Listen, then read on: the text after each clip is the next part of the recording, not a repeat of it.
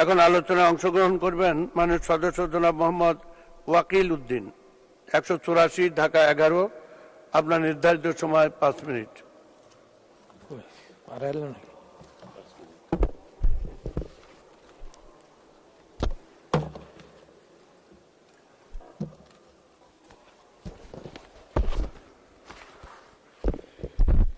মাননীয় স্পিকার,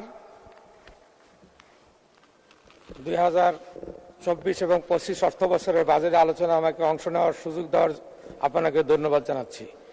সুখী, সমৃদ্ধ, উন্নত, স্মার্ট বাংলাদেশ বিনির্মাণের অঙ্গীকার নিয়ে এবারকার বাজেট 7,97,000 কোটি টাকা। মাননীয় প্রধানমন্ত্রী জননেত্রী শেখ হাসিনা নেতৃত্বাধীন সরকারের 21তম বাজেট।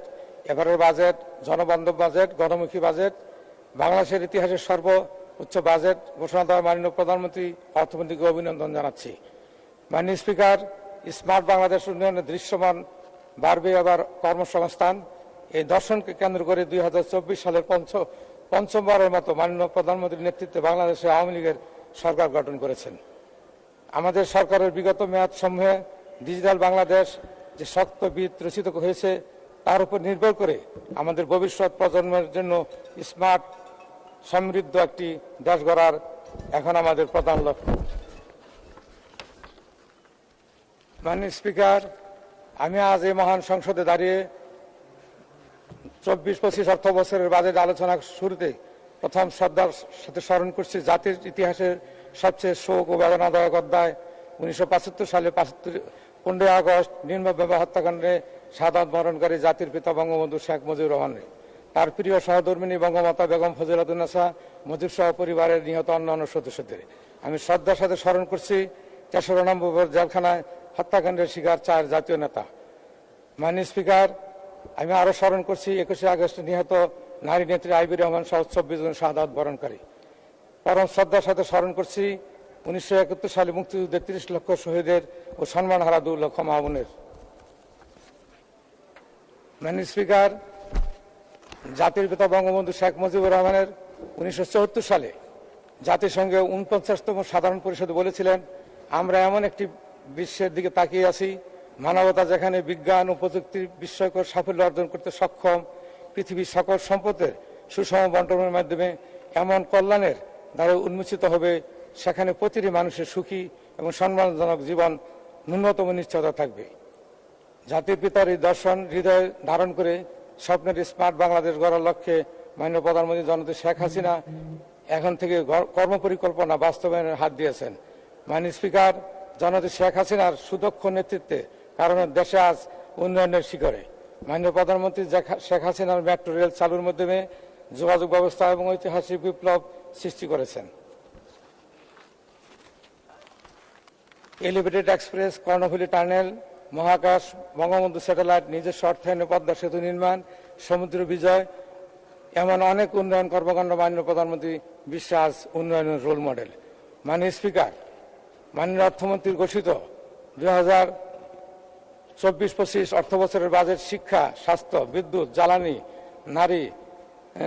নারী শিশু উন্নয়ন, গৃহায়ন, গণপূর্ত, বেসামরিক বিমান পরিবহন, পর্যটন, মৎস্য ও প্রাণী সম্পদ, নৌ পরিবহন ও যুবক্রিয়া, স্থানীয় সরকার ও পল্লী উন্নয়ন, সমবায় শিল্প, সামাজিক নিরাপত্তা, যোগাযোগের, প্রতিরক্ষা সহ বিভিন্ন খাতে বাজেট বরাদ্দ বাড়িয়ে উন্নয়ন অগ্রগতি ও মানুষের জীবনমান উন্নত করার লক্ষ্যে যে বরাদ্দ প্রস্তাব দেওয়া হয়েছে তা অবশ্যই প্রশংসনীয়। মাননীয় স্পিকার, বাংলাদেশের 18 কোটি লোকের বসবাস, তার মধ্যে প্রায় 35 লক্ষ লোক কর প্রদান করেন, যা তুলনামূলক অনেক কম। বাংলাদেশের মানুষের অর্থনৈতিক অবস্থা বিবেচনা করলে কমপক্ষে 2 কোটি লোকের কর দেওয়া উচিত বলে আমি মনে করি। সরকার রাজস্ব বৃদ্ধির লক্ষ্যে নতুন করদাতা সৃষ্টির বিশেষ ব্যবস্থা নেওয়ার জন্য অনুরোধ জানাচ্ছি। মাননীয় স্পিকার, এবারের বাজেট বিনিয়োগ বান্ধব বাজেট, যাতে ব্যবসা ও বিনিয়োগের গুরুত্ব দেওয়া হয়েছে। সরকারের চেষ্টা করেছে বর্তমান মুদ্রাস্ফীতি নিয়ন্ত্রণে আনতে, যাতে করে দ্রব্যমূল্য সাধারণ মানুষের নাগালের মধ্যে থাকে। মাননীয় স্পিকার, মানবসম্মত শিক্ষার অভাবে দেশের বেকারত্ব, বিশেষ করে শিক্ষিত বেকারের সংখ্যা বেশি, তাই কর্মমুখী শিক্ষার জন্য দেশের প্রতিটি উপজেলা শহরে কারিগরি শিক্ষা প্রতিষ্ঠান চালু করার জরুরি। তারই অংশ হিসেবে আমরা নির্বাচনী এলাকা ঢাকা 11 আসনে সরকারের উদ্যোগে একটি কারিগরি মহাবিদ্যালয় স্থাপন করার বিষয়ে যথাযথ কর্তৃপক্ষের দৃষ্টি আকর্ষণ করছি। মাননীয় সদস্য 1 মিনিট। 2 মিনিট। মাননীয় স্পিকার, মাননীয় স্পিকার, 2024-25 অর্থবছরের প্রস্তাবিত বাজেটে স্বাস্থ্যসেবা এবং স্বাস্থ্য পরিবার কল্যাণ খাতে 41,407 কোটি টাকা বরাদ্দ প্রস্তাব করা হয়েছে। আমার নির্বাচনী এলাকা উন্নত মানের একটি হাসপাতাল নির্মাণের জন্য মাননীয় স্পিকার আপনার মাধ্যমে মাননীয় স্বাস্থ্যমন্ত্রীকে অনুরোধ জানাচ্ছি, যাতে করে এলাকার জনগণের স্বাস্থ্যসেবা নিশ্চিত হয়। মাননীয় স্পিকার, আমার নির্বাচনী এলাকা 11, ঢাকা 11, অত্র এলাকার অনুন্নত অবহেলিত হতদরিদ্র লোকের বসবাস অনেক বেশি।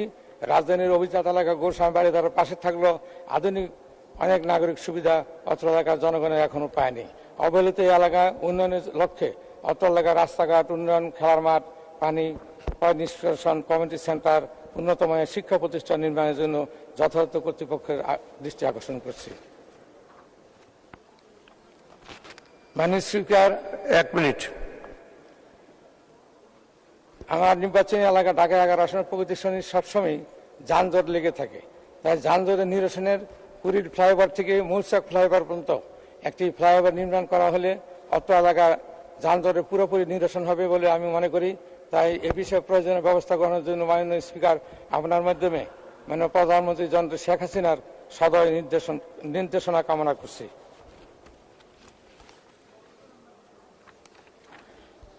মাননীয় স্পিকার, 2024-25 অর্থ বছরের বাজেটের আলোচনা শেষে আমি আপনাকে ধন্যবাদ জানাই। মানবতার মা মাননীয় প্রধানমন্ত্রী জননেত্রী শেখ হাসিনার ডিজিটাল বাংলাদেশ থেকে স্মার্ট বাংলাদেশ বিনির্মাণে মাননীয় অর্থমন্ত্রীর সময়োপযোগী বাজেট ঘোষণা করা, তাকে আপনার মাধ্যমে ধন্যবাদ জানিয়ে আমার বক্তব্য শেষ করছি। জয় বাংলা, জয় বঙ্গবন্ধু। ধন্যবাদ মাননীয় সদস্য, আপনাকে অসংখ্য ধন্যবাদ।